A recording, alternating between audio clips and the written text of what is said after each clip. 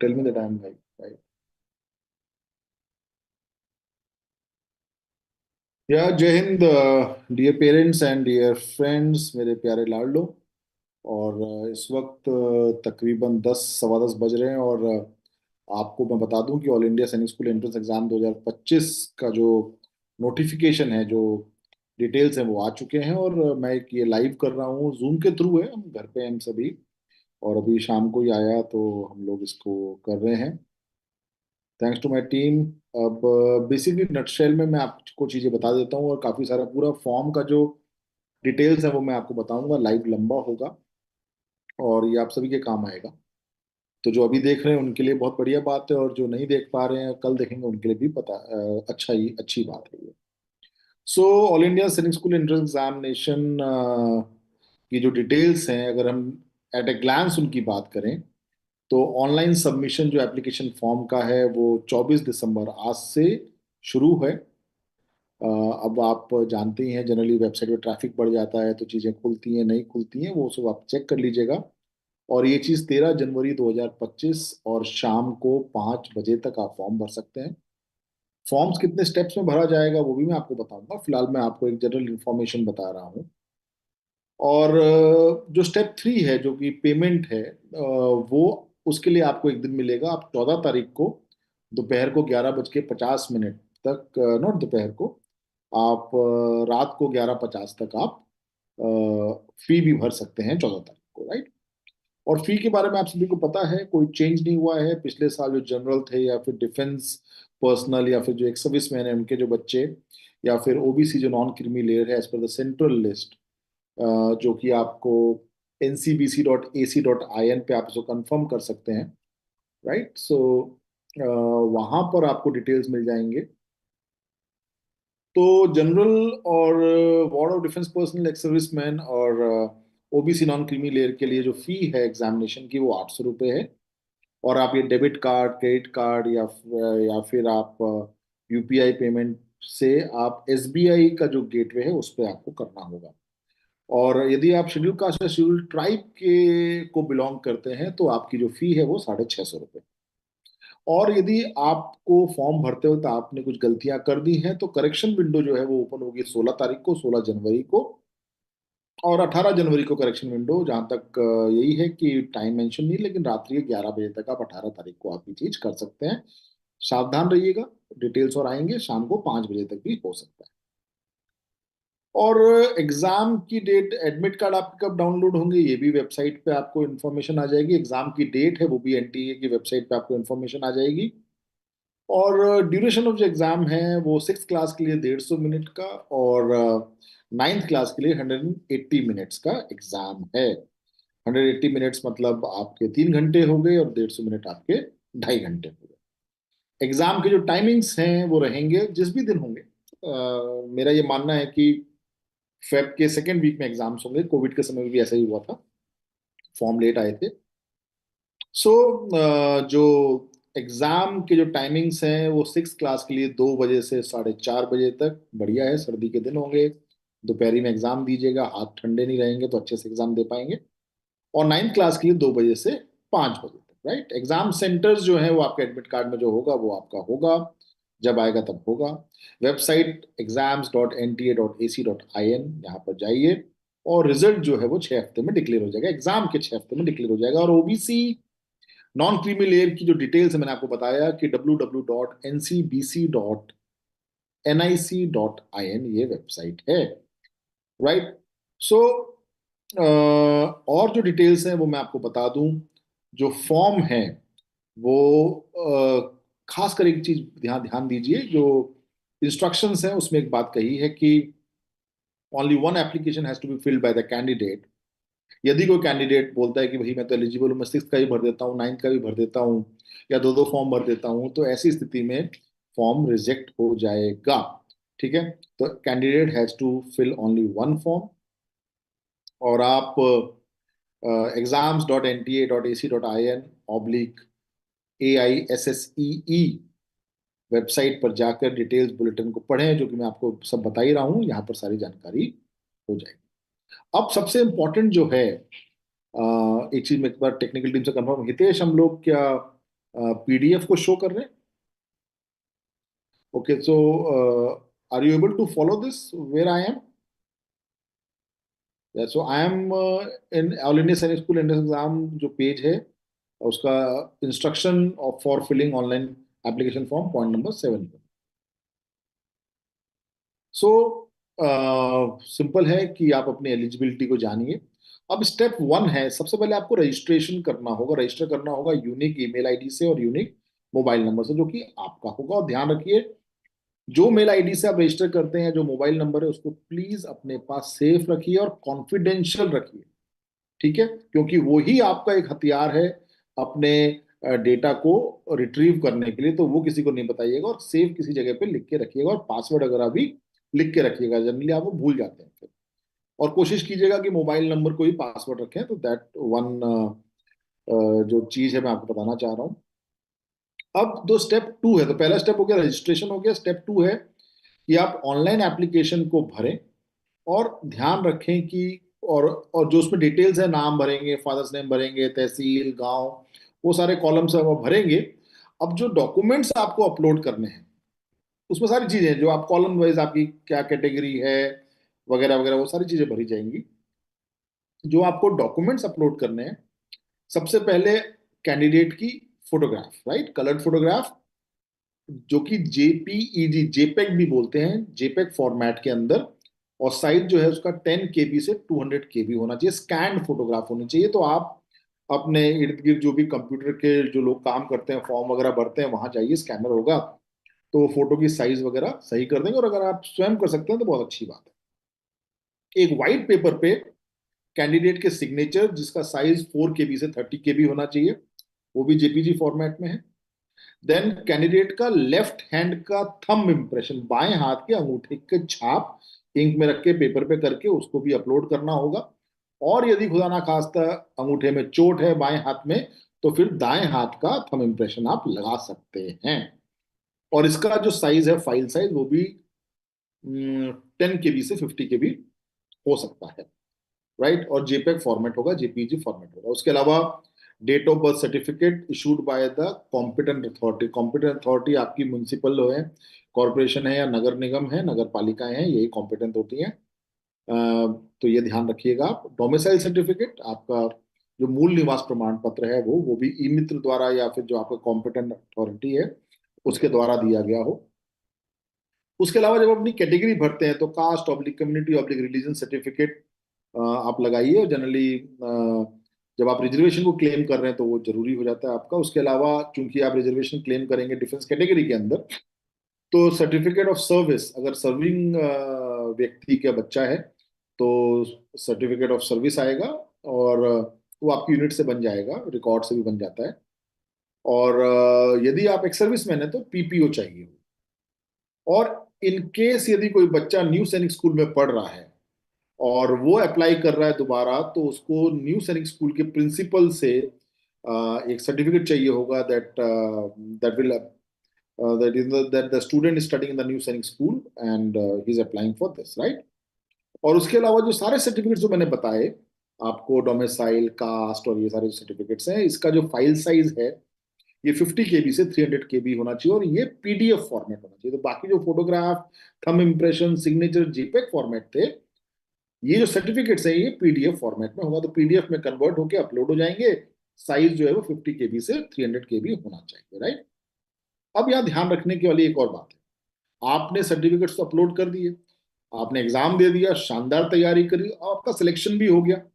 अब आप अपने डॉक्यूमेंट्स लेके वेरिफिकेशन के लिए गए। जब डॉक्यूमेंट वेरिफिकेशन हुआ तो मालूम पड़ा जो आपने फॉर्म अपलोड किए थे और जो फॉर्म लेके गए उसमें कुछ अंतर है। तो एडमिशन रिजेक्ट हो जाएगा। क्लियर है? वो फ्रॉडुलेंट एक्टिविटी होगी और वो चीजें रिजेक्ट हो जाएंगी। तो ऐसा ना करें, तो बड़ा ही ध्यान से इस चीज को करें। ये बहुत इंपॉर्टेंट है। तो ये था आपका स्टेप नंबर 2, जहां पर आपने step number 1 registration, step number 2 आपने सारे डॉक्यूमेंट्स अपलोड किए, फॉर्म को बिल्कुल ढंग से भरा आपने, ठीक है, ऑनलाइन ही भरा जाएगा। और डॉक्यूमेंट्स अपलोड कर दिए आपने स्कैन करके सारे के सारे। और स्टेप नंबर 3 जो है, स्टेप नंबर 3 है कि आपने पेमेंट कर दिया, फी जमा कर दी। So pay fee using SBI bank payment gateway through debit card, credit card, net banking और यूपीआई। और प्लीज उसका स्क्रीनशॉट लेके प्रूफ रखिए फी पे का, क्योंकि यदि आपको कंफर्मेशन नहीं मिला तो देन आप लोग हो सकता है ऐसे में क्या होता है, कभी कभी आपने फी किया है, पे किया है, पर वो ट्रांजेक्शन कंप्लीट नहीं हुआ, तो ऐसी स्थिति में आपका फॉर्म रिजेक्ट हो जाएगा। इसीलिए वो आप उसी समय कीजिएगा। आपके पास एक दिन की विंडो है, वो एक दिन की जो एक्स्ट्रा दिन दिया हुआ है वो इसलिए नहीं दिया कि आपने फॉर्म भर के छोड़ दिया अब कल फी जमा करेंगे, नहीं। आप फी सेम डे जमा करिए, आपके पास समय रहेगा कि आप जो वो ये लोग के लिए जो 13 तारीख वाले हैं, बाकी तो सब पहले ही कर देंगे, ठीक है। तो कैंडिडेट को क्या कहते हैं, ये ध्यान रखने वाली बात है। और जब आप ये सब करते हैं तो आप डाउनलोड करें, सेव करें चीज़ों को, और जो आपने रेमिटेंस किया है फी का, जो आपकी फॉर्म है उसकी कॉपी रखिए अपने पास, तो वो बहुत जरूरी है सेफ कस्टडी में। स्टेप नंबर 3, पेमेंट नहीं हुआ तो मान के चलिए एप्लीकेशन फॉर्म इनकम्प्लीट है आपका, ठीक है। तो ये आप एक साथ भी कर सकते हैं और एक दिन बाद भी कर सकते हैं, वॉट एवर। 14 तारीख लास्ट डेट है। अब पॉइंट नंबर 9 है, candidates are advise to keep the application number. अच्छा, एप्लीकेशन जब हम रजिस्ट्रेशन करते हैं, एप्लीकेशन फॉर्म भरते हैं, सबमिट करते हैं, तो एक ऑटो जनरेटेड एप्लीकेशन नंबर आपको मिलता है। तो वो जो एप्लीकेशन नंबर है आपको बिल्कुल ही सेफ रखना है, आपको कहीं लिख के रख लीजिएगा। So candidates are advised to keep the application number and password generated during registration confidential and use them to view registration data and download admit card, result, etc. So वो आपकी तिजोरी की चाबी है, कॉन्फिडेंशियल है। Application number, your user ID, your password confidential है, क्योंकि उसी से आप अपने आईडी में लॉगिन करेंगे, अपने पोर्टल में लॉगिन करेंगे, आप एडमिट कार्ड डाउनलोड करेंगे, आप रिजल्ट देख सकते हैं, राइट। अदरवाइज आपका आपका आपका रिजल्ट और कोई देख नहीं पाएगा, ना खुद आप देख पाएंगे यदि आपने ये चीज मिस कर दी। Now, any request to change the exam center date and time provided on the admit card shall not be considered under any circumstances. आप चॉइस भरते हैं, लेकिन आपको जो अलॉट हुआ है उसके अंदर कोई चेंज नहीं होगा, क्योंकि ट्रैफिक को मद्देनजर देखते हुए एनटीए सबको अपने अपने सेंटर अलॉट करता है। तो इसमें कोई भी चीजें नहीं होगी, और जो एक बार आपने फी जमा कर दी, एनटीए उसका कोई भी रिफंड एंटरटेन नहीं करेगा। So the point number 12 says that the entire application form is, or the process is online, including uploading of scanned images, certificate वगैरह वगैरह, ये सब आप जानते हैं। आप इसको, कुछ लोग क्या करते हैं कि आपने फॉर्म ऑनलाइन भर दिया, उसके बाद में आपने उसका प्रिंट आउट ले लिया और सोचते हैं यार डबली श्योर कर दें, कोई बाय हैंड भी देके आ जाए और कोई फैक्स से भेज दें उसको एनटी के नंबर पे, तो that is not advisable, not required, वो एक्सेप्टेबल भी नहीं है।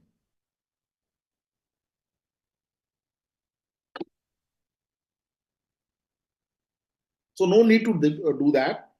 आपने एक बार जमा कर दिया ऑनलाइन, दैट्स फाइन, आपके पास कंफर्मेशन सबमिशन का आ जाएगा that application form has been submitted successfully, right. वो इंपॉर्टेंट है, और वो तभी होगा जब पेमेंट हो जाएगा, तब पैसे की माया है। So the candidates are advised to keep visiting the NTA website, that is exams.nta.ac.in, so that आपको क्या कहते हैं रेगुलर अपडेट्स मिलती रहे एग्जाम के, और जो आपने ईमेल आईडी अपना डालेंगे आप अपना, एक उस पर आपकी मेल भी आ जाएगी, ठीक है। So that is good. और बाकी candidates are not allowed to carry instrument, geometry box, pencil box, hand bag, purse, caps, goggles, jacket, any kind of paper, stationery, textual matter, printed or written e-tables, mobile phone, earphone, microphone, pager, calculator, documents, slide ruler, बाप रे बाप बहुत सारी चीजें लेके खुद जाइए कपड़े पहन के, और बस क्या कहते हैं, जो इससे आपको मार्कशीट भरनी है वो पेन आप लेके जाइए, बाकी कुछ मत लेके जाइए, ठीक है जी।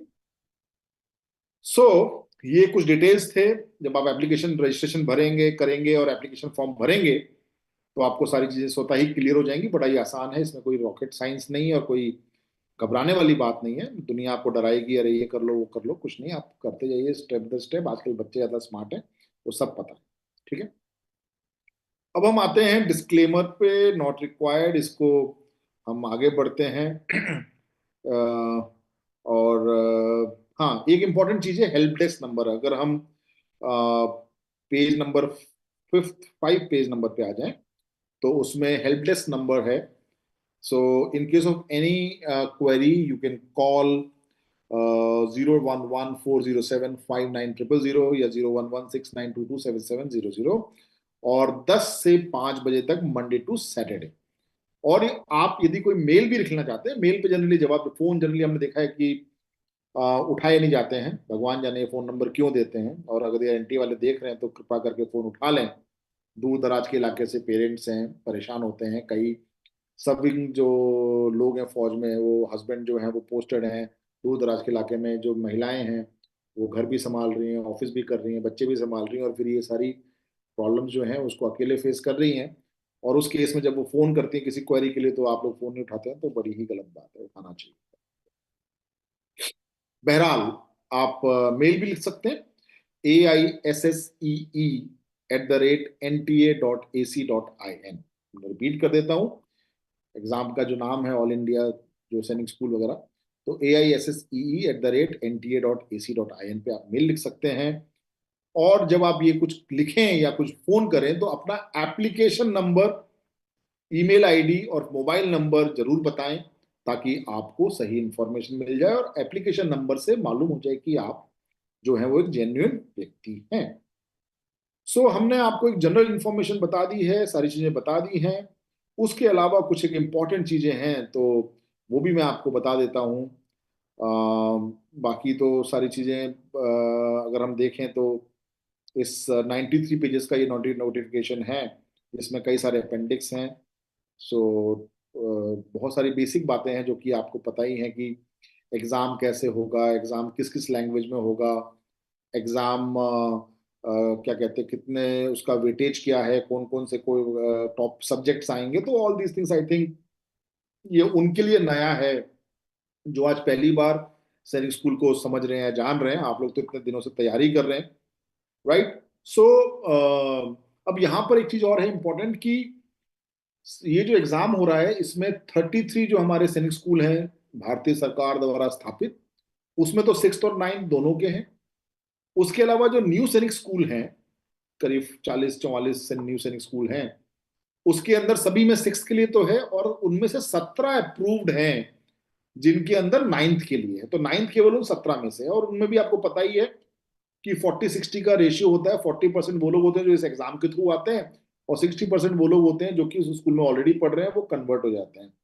अब अब ये सब क्यों है, क्या है, किस लिए है, वो तो क्योंकि मैं देखता हूँ कई सैनिक स्कूल को, मैं ऐसा जानता हूँ जो कि जिनकी कंडीशन पैथेटिक है और उन्होंने सैनिक स्कूल का दर्जा प्राप्त कर लिया, वो क्या पढ़ाएंगे और क्या करेंगे भगवान जानता है। तो मैं तो हमेशा से हिमायती रहा हूँ कि जो ये 33 सैनिक स्कूल है वही आपकी प्रायोरिटी होनी चाहिए। बाकी तो सरकारी ढांचे को जो प्राइवेट हाथों में दे रहे हैं उसको सुधरने में वक्त लगेगा। तो ये मेरा अपनी ओपिनियन है, मैं नहीं कहता कि आप इसको आंख बंद करके माने, अपने विवेक का इस्तेमाल करें। लेकिन मैं चूंकि ऐसे स्कूलों को जानता हूँ जिनकी हालत वाकई में खराब है, ना अच्छे टीचर्स है ना कुछ है, बट लेकिन उन्होंने सैनिक स्कूल का मान्यता ले ली है। और लोगों ने क्या देखा क्या नहीं देखा वो तो भाई उनका विवेक है। इस देश में सब कुछ पॉसिबल है, हो रहा है। बहरहाल, यहाँ पर दो चीजें हैं कि सैनिक स्कूल कोरकुंडा आंध्र प्रदेश का और सैनिक स्कूल कलिकिरी। अब देखिए, सैनिक स्कूल में जब आप फॉर्म भरते हैं तो वहां पर रिजर्वेशन होता है होम स्टेट और अदर देन होम स्टेट का, राइट। तो वो मेरा एक डिटेल वीडियो है, तो मैं उसको दोबारा रीलोड करूंगा, जिसमें मैंने बहुत ही डिटेल तरीके से समझाया हुआ है कि रिजर्वेशन किस प्रकार से होता है, किस किस कैटेगरी कितना है, और सीट्स का कितना परसेंटेज बाइफर्केशन होता है होम के लिए और अदर स्टेट के लिए, और अदर स्टेट में भी कितने परसेंट लोग एक ही स्टेट में आ सकते हैं। तो ये काफी चीजें हैं जो कि मेरा वीडियो दोबारा रिसर्फेस हो जाएगा। फिलहाल दो स्कूल हैं आंध्र प्रदेश में। अब चूंकि आंध्र प्रदेश दो भागों में बढ़ गया, एक आंध्र प्रदेश हो गया, एक तेलंगाना हो गया, तो सैनिक स्कूल कोरकोंडा और Sainik school Kalikiri, the status of Telangana state domicile candidates whether to be treated as home state और अदर स्टेट कैंडिडेट, ये अभी तक डिसीजन नहीं हुआ। ठीक है, तो तेलंगाना वाले ये अब दोनों ये स्कूल होम स्टेट आंध्रा में है। अब आंध्रा में ये जो, अब तेलंगाना में एक भी सैनिक स्कूल नहीं है। तो तेलंगाना पहले आंध्रा का हिस्सा था, या यूं कह लीजिए आंध्र के दो हिस्से बन चुके हैं। तो अब ये जो तेलंगाना डोमिसाइल के जो बच्चे हैं वो इन दोनों में एज ए होम स्टेट माने जाएंगे या अदर देन होम स्टेट माने जाएंगे, ये बड़ा सवाल है। ये एनटीए इसको स्पेसिफाई करेगा। Got it? सो टोटल जो न्यू सैनिक स्कूल है वो 39 न्यू सैनिक स्कूल, जिसमें 17 में नाइन्थ में जाएंगे और 39 में टोटल सिक्स में भी जाएंगे। क्लियर है? सो बहुत बाकी आपको पता ही है, 40% रूट 60% रूट मैंने आपको बता दिया। और बट मैं आपको ये कहूंगा कि बहुत ही ध्यान से आप चीज़ों को भरिएगा। आपको अपनी फर्स्ट चॉइस भी भरनी होगी। तो मैं आपको बताने वाला हूँ कि अगले 3-4 दिन के अंदर मैं आपको एक सॉफ्टवेयर दूंगा, सारथी, सारथी वर्जन 2। उसमें एक टेस्ट दूंगा आपको, एब्सोल्यूट पैटर्न का टेस्ट। आप वो टेस्ट देंगे, हो सकता है 3-4 दिन की जगह हफ्ता लग जाए, क्योंकि इसमें हमारे कुछ टेक्निकल ट्रायल्स चल रहे हैं। आप टेस्ट जब देंगे तो आपके नंबर जो आएंगे आज की डेट में, वो नंबर आपकी क्या रैंक लाएंगे और आपको कौन सा स्कूल मिल सकता है पहली बार में, वो आपको सारथी बता। तो आप वो अपनी फर्स्ट चॉइस भर सकते हैं। तो 4-5 दिन का वेट कर सकते हैं। अगर आपको पता है कि नहीं भाई, हम तो श्योर शॉट अपने जो स्टेट का चॉइस है हमारी, उसमें हम चले जाएंगे, तो आप भर दीजिए। पर सारथी के बारे में बता दूं मैं आपको कि ये आपको पहले पिछले साल किया था सारथी, जब हमने वर्जन 1 लॉन्च किया था, तो वो था एग्जाम के रिजल्ट के बाद की कहानी, जब ई काउंसलिंग शुरू हो रही थी। और लोगों को बहुत फायदा हुआ, लोगों ने बहुत तारीफ करी। हालांकि कुछ लोग आलोचक तो होते ही हैं, जो कंपटीशन में लोग होते हैं, कि उन्होंने कई सारे फेक कॉल किए, फेक चीजें करी कि साहब आप 300 रुपये ले रहे हैं, 400 रुपये ले रहे हैं, जो भी है, तो ये तो फ्री में होना चाहिए। तो फ्री में तो मेरे लिए कोई सॉफ्टवेयर बना दे फ्री में तो मैं बहुत खुश हो जाऊं, लेकिन हर चीज की कॉस्ट होती है, मैंने उस समय भी कहा था। और हम ही एक ऐसे इंस्टीट्यूट हैं जो कभी पैसे की बात ही नहीं करता, अपना काम कर रहे हैं, बात कर रहे हैं। ठीक है? तो उस समय क्या था कि ई काउंसलिंग के लिए हमने वो सॉफ्टवेयर दिया, लोगों को बहुत फायदा हुआ उससे। ठीक है? और पर इस बार हम क्या कर रहे हैं कि आपको चॉइस भरने में मदद पहले ही बता रहे हैं आपको, फर्स्ट चॉइस भी। तो टेस्ट सीरीज के साथ हम सारथी दे रहे हैं, तो आप अपने टेस्ट देते जाएंगे और आपको आपकी रैंकिंग मालूम पड़ती जाएगी। आप जैसे जैसे प्रोग्रेस करेंगे आपको पता चल जाएगा आप कहाँ स्टैंड करते हैं। तो जैसे ही काउंसलिंग का टाइम आएगा तो आप को पहले से एक तो आइडिया होगा, दूसरा जो आपने एग्जाम प्रॉपर दिया, जो आपका रिजल्ट अनाउंस हो गया, जो नंबर आए हैं, जैसे आप अपना एप्लीकेशन फॉर्म भरेंगे, आपको सारथी अपने आप बता देगा कि आपको ये स्कूल इस फेज में मिल सकते हैं। तो ये ध्यान रखने वाली बात है। तो आपको जो आप फर्दर 10 चॉइस भरेंगे उसमें आपको बेनिफिट होगा। तो सारथी रामबाण है। नहीं तो दिमाग लगाते भर जाएंगे, ये करो वो करो, 4-4 यूट्यूब चैनल बताते रहेंगे, पता नहीं क्या क्या। सिंपल है, सारथी में आपने डाला, नंबर आए, ठक से आपको बता दिया। बहरहाल फ्री में नहीं होगा ये। ठीक है? टेस्ट सीरीज के साथ लॉन्च करूंगा, जहां दुनिया टेस्ट सीरीज 300, 300, 400 400 रुपए में देती है, मैं सारथी प्लस 10 टेस्ट, 15 टेस्ट मात्र 499 में दूंगा, ताकि आपको टेस्ट सीरीज भी मिल गई और आपको सारथी भी मिल गया, डबल बेनिफिट। बहरहाल हम दोबारा फॉर्म पे आते हैं। अब मैं पेज नंबर 11 पे आ गया हूं। यहाँ पर आपको एलिजिबिलिटी के बारे में बता दूं मैं आपको खास बात। क्लास 6 के लिए जो एलिजिबिलिटी है, पॉइंट नंबर 3 है, age between 10 to 12 years age on 31 March 2025। तो इसका मतलब जो बच्चा है वो 1 अप्रैल 2013 से 31 मार्च 2015 के बीच पैदा होना चाहिए, जिसमें 1 अप्रैल और 31 मार्च दोनों शामिल हैं। ठीक है? तो यदि कोई 31 मार्च 2013 को पैदा हुआ है तो वो ओवर एज हो चुका है, ध्यान रखिएगा। क्लियर है? वो पिछले साल लागू था। तो 1 अप्रैल 2013 वो ये डेट, और 31 मार्च 2015 दोनों डेट्स इंक्लूसिव है, इसके बीच होना चाहिए। और जो क्या कहते हैं, न्यू सैनिक स्कूल के लिए जो है, ये मैंने बताया आपको, सैनिक स्कूल के लिए क्लास 6 के लिए, और न्यू सैनिक स्कूल के लिए भी सेम है। ठीक है? और जो आपका क्लास 9th है, राइट, क्लास 9th की जो एलिजिबिलिटी है, 1 सेकेंड। और अच्छा, सैनिक स्कूल में क्लास 6 में गर्ल्स आर, हाँ सॉरी, मैं आपको एक चीज और बता दूं। तो क्लास सिक्स का ये हो गया, आपको बता दिया मैंने। अब क्लास नाइन्थ में age should be between 13 to 15 years age on 31 March 2025। इसका मतलब 1 अप्रैल 2010 से लेकर 31 मार्च 2012, जिसमें ये दोनों डेट्स इंक्लूडेड हैं, 1 अप्रैल 2010 और 31 मार्च 2012, इनके मध्य या इन दोनों डेट्स पर बच्चे का जन्म होना चाहिए। Girls are eligible to apply, right. और ठीक है। और न्यू सैन स्कूल में भी girls are eligible to apply, और वो 17 स्कूल कौन से नाइन्थ के लिए वो ध्यान रखिएगा, ठीक है। रिजर्वेशन सीट्स जो हैं वो बेसिस डोमिसाइल है, होम स्टेट, अदर स्टेट, और कैटेगरी हैं जो कि आपको चैप्टर 6, और इसमें तो नोटिफिकेशन चैप्टर 6 में है, लेकिन डिटेल में मैं आपको ऑलरेडी वीडियो में बता चुका। So medium of question paper, choose any of the 13 language listed in the information bulletin, इसके अंदर है। क्लास 6 के लिए और क्लास 9th में हाउएवर केवल इंग्लिश मीडियम में ही एग्जाम होगा, राइट।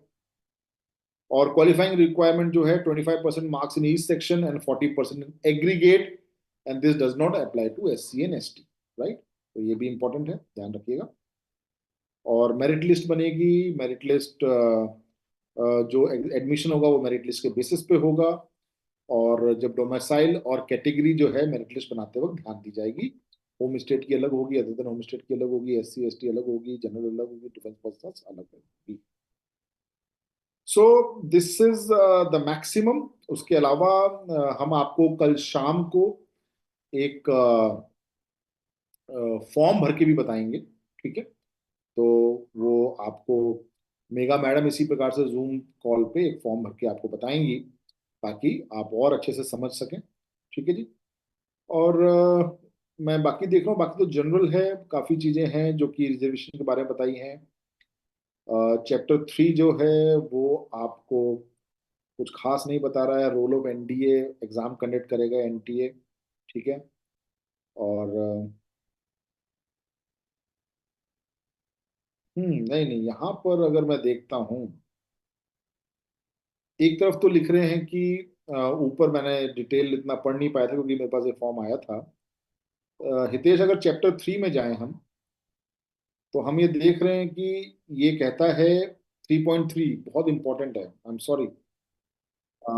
ये चीज क्योंकि मैं अभी जस्ट पढ़ रहा हूँ, क्योंकि शुरू में लिखा है कि exam will be declare later, लेकिन अभी टेंटेटिवली जो डेट है, ये लिखता है AISSE 2025 will be held on 19th January, right. so this is something important and I want to change my other comment। तो ये 19 जनवरी को ये एग्जाम कंडक्ट होगा, राइट। तो ये इंपॉर्टेंट है, आई एम सो सॉरी, क्योंकि शुरू का जो इंफॉर्मेशन एट ग्लांस में था उसमें उन्होंने डेट नहीं दी थी, कहा था विल बी डिक्लेयर लेटर।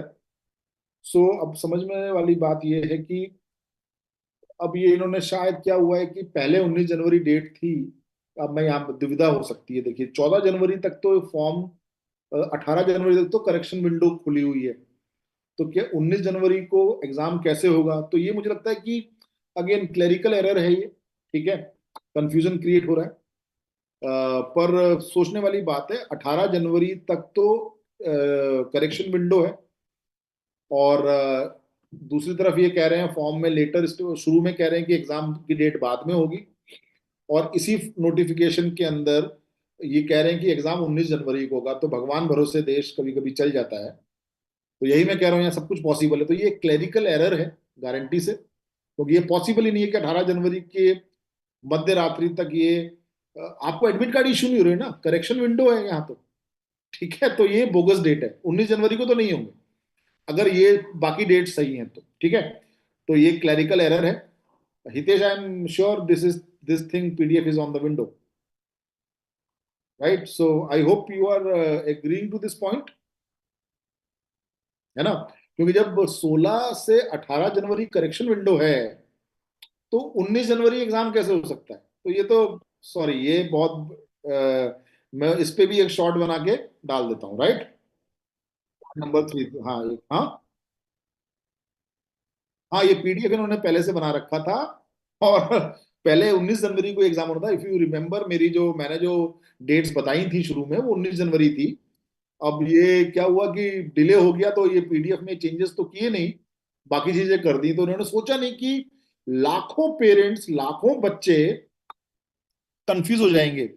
हैं, कमाल है।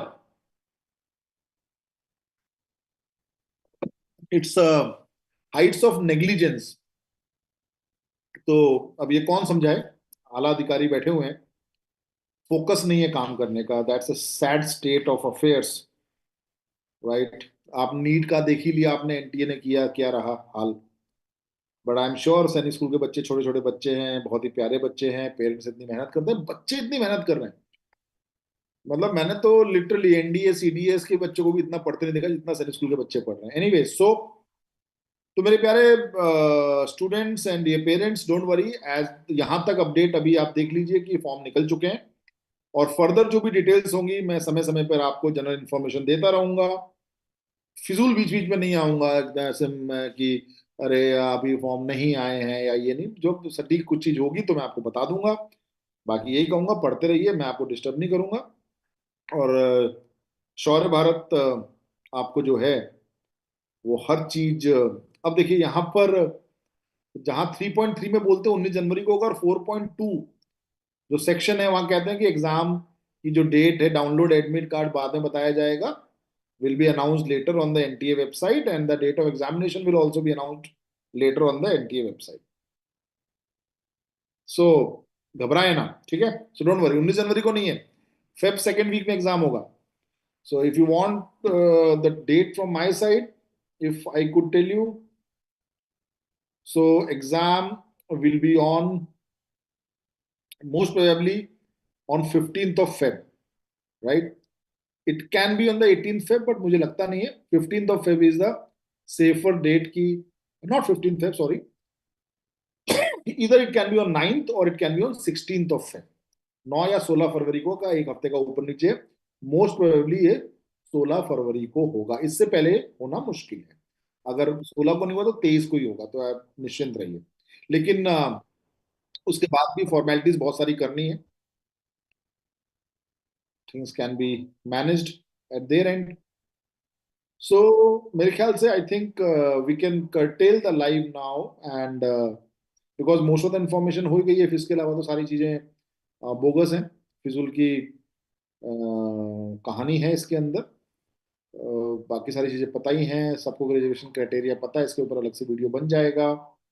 और ये 33 सैनिक स्कूल के लिए है ये क्राइटेरिया। बाकी जो न्यू सैनिक स्कूल है उसमें तो 40% और 60% का क्राइटेरिया चलता है, राइट?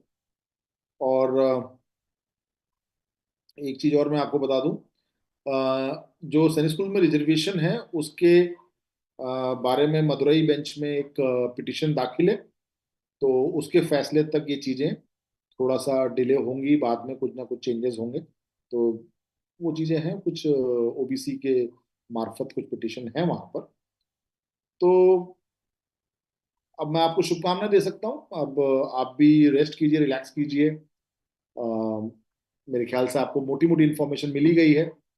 मैं कैप्टन अतुल, शौर्य भारत की टीम, मेरे सीटीओ और डायरेक्टर हितेश टेक्निकल संभाल रहे थे चीजें सारी, मेगा मैडम है जिन्होंने इन्फॉर्मेशन दी समय पे हमको। और उम्मीद है कि मैं सहजता से आपको सारी चीजें समझाया पाया हूँगा। वक्त है आपकी तैयारी का, वक्त है आपके सही निर्णय का, सही चुनने का। और शौर्य भारत हमेशा आपके लिए सजग है।